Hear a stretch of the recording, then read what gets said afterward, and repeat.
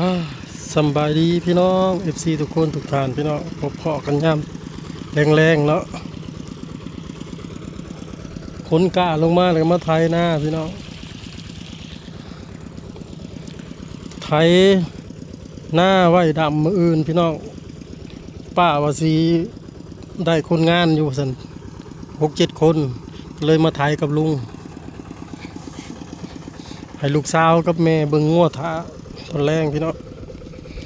ไถได้2ให้ได้2แปลง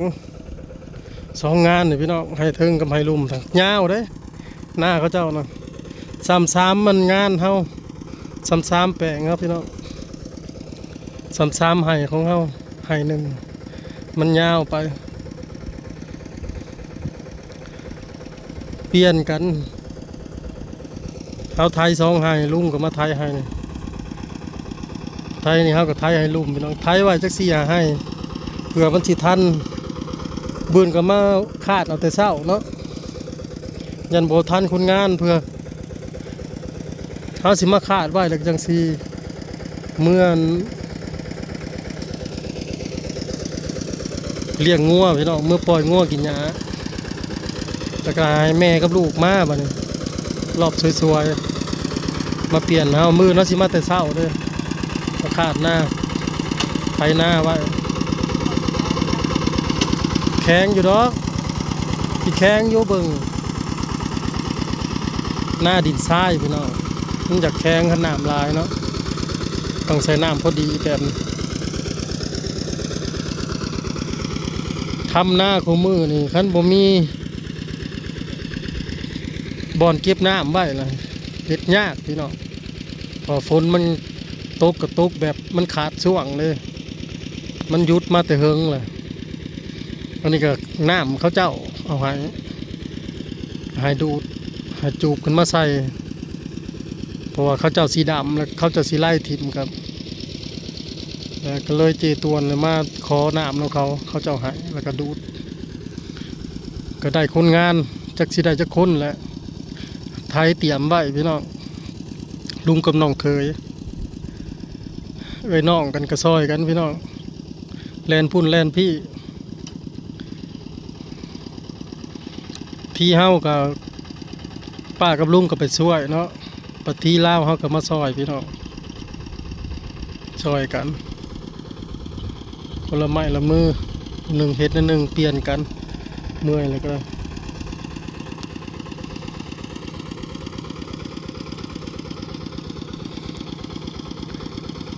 ตอนเฮาไทยเนี่ยบ่ได้ถ่ายคลิปเด้อพี่น้องบ่ได้ถือคาตั้งกล้องมา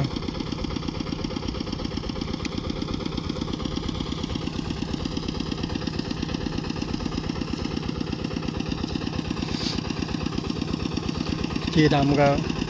ลูกกะกับเมลองดำ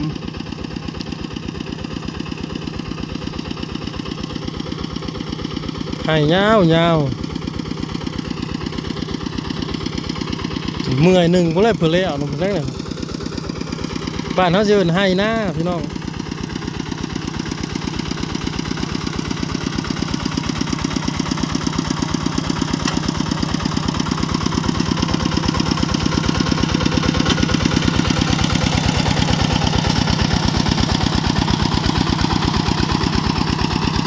เฮ็ดเวียกร่วมญาติพี่น้องมือวานนี่ก็3 มือน้องพี่น้อง3 มือน้องก้อนเสาเจดำเจสายแดกแล้วก็เจต้วนพี่น้อง3 ก้อนเสามาเฮ็ดเวียกร่วมญาติเพิ่นมาซอยเอื้อยซอยน้องพอเจต้วนก็บ่มีหยังดอกดีเล่นเรายังไปดำหน้ารับจ้างลูกกะรับจ้างพี่น้องพอได้เงินมาจ้างดำหน้าซอยแห้งตัวเองเด้ถ้าดำ2 บุเมียกับเพื่อสิแล้วแมนยูไอ้น้องมาซอยกับจักเพื่อสิได้มาซอยพี่น้องเอ้ยเห็นนั่นเห็นนี่ก็สวยเลย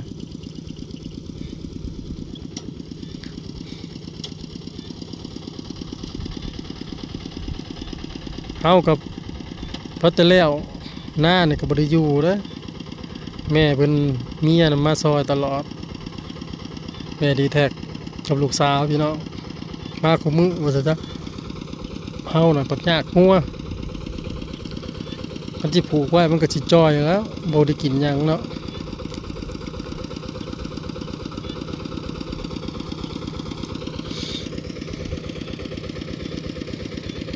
เขาเจ้าก็บ้านใส่ผูนี่แหละพี่น้อง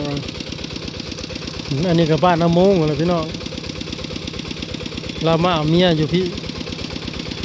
เอาเมียบ้านหัวเจตวนบ้านเจตวน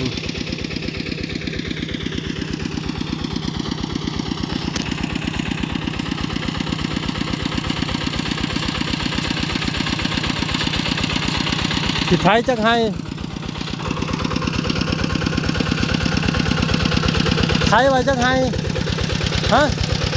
สิไทยไว้จักให้เดี๋ยวมันสิทานบ่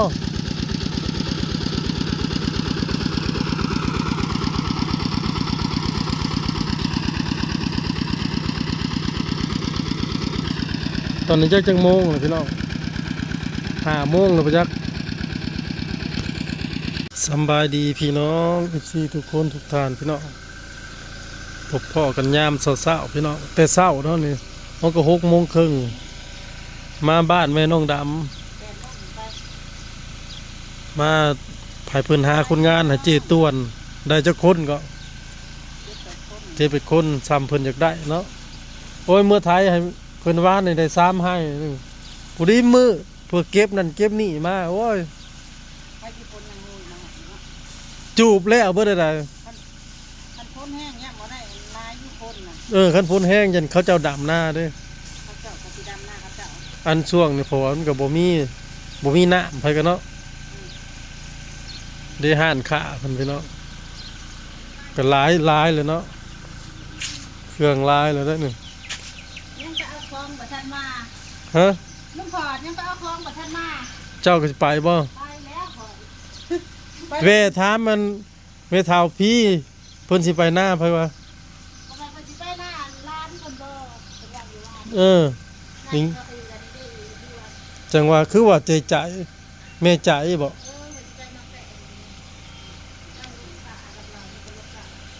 เพิ่น3 หน้าอยู่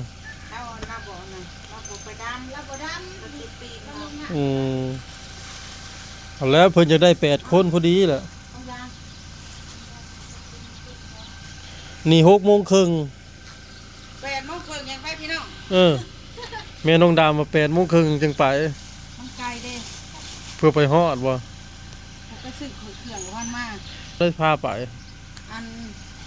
เพิ่นหายไปโลกะคือบ่ไปรัวมันได้คนกับพี่ตกโอ้สร้างให้เป็นโลกอีกได้จัก100 บ้านนี่เนาะ300 ปลายรวมกันเมื่อนะมัน500 ปลายพุ่นใดมื้อนี้เจ้าน่ะสิได้โลกะแม่นบ่เพิ่นว่าหรือจังได๋คนมาโลกะได้คนมาโลกะเด้อบ่แม่นเขาลกแต่เมื่อคืนนี่บ่มันก็ดีแหละโลกแต่คืนถ้าจังสิบ่โลกะเพราะว่าคืนตั้งแต่ไทยหน้าน่ะก็มืดแล้วอันยังกะบ่พอคนละมาเด้อบ่พอแล้วกันได้300มัน500กว่าพุหน้าเขาก็มันให้ยาวเด้ให้น้อยอยู่ของยาวๆหน้า9ให้บ่แบบมันกะเพิ่นน่ะแบบว่านั่นการเขาเอิ้นว่าเขาขาวกลางบ่หรือขาวงั้นกลางน่ะว่ะของข่อยกับกลางคือกันบ่แม่นติตัวซุมเจ้าไปลกน่ะอันเดียวกันนะมันน่ะกะมันบ่พอคุยน่ะกะมันน่ะรุ่นไปน้ำกันสิได้คนงานจักคนพี่น้องอันนี้ก็ไปบ่จักพักกะปิเชี่ยวกระทินเขาเจ้าน่ะดำหน้าไว้เพิ่นว่าลูกสาวคนน่ะบ่ไปดำเฮาดำหน้าซะทางดำเป็นอยู่ซะมาว่าหมู่ไปฮอดสิได้แหละไผสิบวชทีมงานน้องซิโนออกล่าอีกเลยจะให้ตายเชี่ยวเจ้าน่ะสิไปแต่ดึกๆกูมาสวนคอยแต่6 โมง เออ ไปแล้ว เพิ่นอยากไปน้ำคอยอยากมาน้ำคอยอยู่แล้ว เอ้ยเพิ่นว่าให้ค่าน้ำมันลดละคันละ20 บาท อืมไปเองเพิ่นว่าบ่ เขาสิให้อยู่ดอกไปแล้วฮอดบ่ให้กินว่าน้ำมันมาบ่ฮอดบ้า อยู่ไสเลยเนี่ย ตรงนางเพ่ง อืม ไปต่อนะหวานเอาเบิด เออ ตะกี้น่ะว่าสิดำเอาแถวหนึ่งแล้วตกกาไว้ตาหนึ่ง อืม มาแล้วเลยหวานเบิดบานนี้ อืม หวานเบิดปากกาขึ้นแล้วมันงาม อืม แล้วไปไถเอาอีกมาเหือกาบ่อนจุงไว้อยู่ เออหมองว่านน่ะงาม สีใบดำกะตานั่นยังนางไถเอาที่พกให้ยังพัน อื ได้แล้ว มน่ะบ่มีเนาะคันแม่นฝนแห้งนี่บ่ได้คนได้แม่นบ่ บ่ได้ นี่เสี่ยวเจดำมันนี่เสี่ยวเจดำพี่น้องคันบ่ไปก็บ่ได้ด่าก้นอยู่หั่นแล้ว ถ้าบ่ไปหมู่กับป้อย ป้อยแล้ว นี่ก็ยันป้อยอยู่ ช่วยมันกับป้อย อ้าว มันเหรอแล้วเพิ่นมาอาบากินเกี่ยวใช่ไหมคนเคย เสี่ยวกันเออ คนเคยกัน แล้วยังเฮ็ดยังอ่ะน่ะเอาเอาเอาไปตัดให้เด็กน้อยนุ่งบ่ตัดให้เด็กน้อยนุ่ง นางไม่ได้นางผู้ไป เออ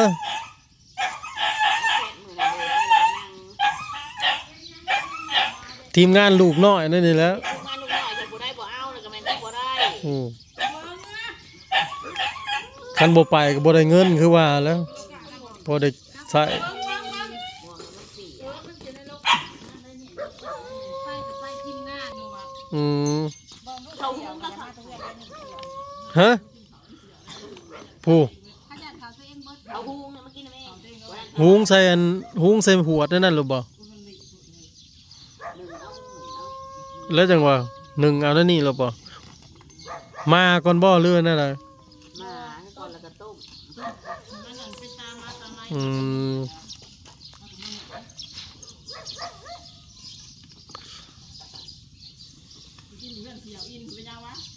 อ๋อสิเป็นหยังเนาะ ก็เนี่ยที่ไปต่อเชียวกันนี่นะโมแมน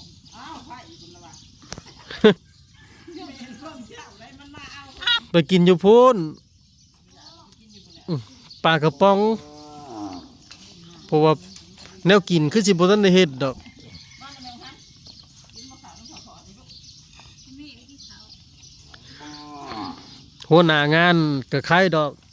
ยกพระเขามาสู่ทีมงานกินแล้ว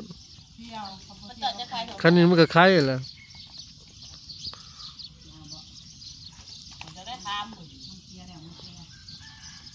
มันเชียร์แล้วก็วี่ทีนี้ ถ้าแม่น้องขอดแม่พ่อน้องถ้าพ่อน้องดำยังไปซื้อเครื่อง กูอยู่เรือนเฉย เพราะว่าบ่มีผู้อยู่เฮือนเด้คันแม่น้องดำไปก็สิได้ปิดห้านค้าไว้อีกแล้ว ถ้าพอบ้านค้ำมา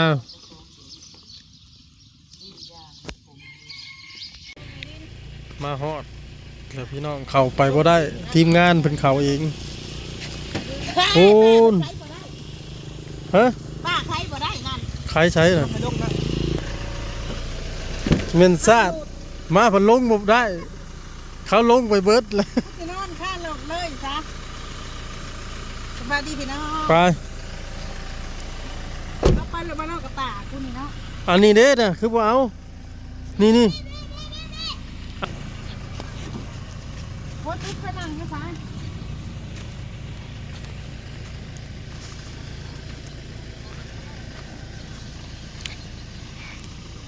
ทีมงานน้องซิโนทำทีมงานแม่น้องดำแก่คนงานมาให้เจตวนพี่น้องเฮาก็สิได้เมื่อเบิ่งงัวพุ่นแล้วให้แม่เพิ่นมามันได้10คนเนาะ2คนสิไปลกกะ2 ไปสามอย่าว่า 2 4 6 8 10มันได้10ยันบ่ทันดำย่างไปพุ่นแล้วฮะ200บ่ได้บ่2คนน่ะ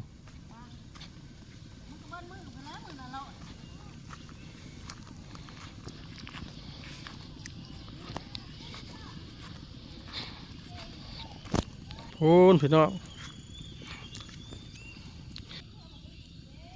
เออ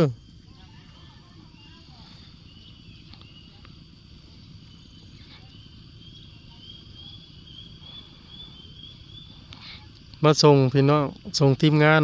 ดำหน้าไปแต่เช้าผู้หักทาลุงมาซื้อเครื่องเพราะว่าผัวพ่อน้องดำนะมาซื้อของอยู่ห้านค้าและทาแม่น้องดำเป็นหัวหน้างานผู้ที่ได้10 คนพี่น้องทั้งคนโลกะ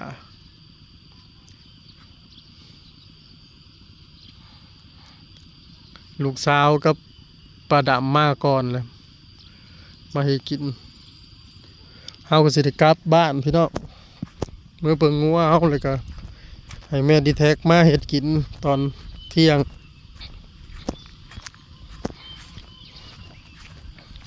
รอรุ่นว่าสิแล้วหรือบ่มื้อนี้พี่น้องนาจิตวนทงของพ่อน้องแทนเนาะของแม่น้องแทน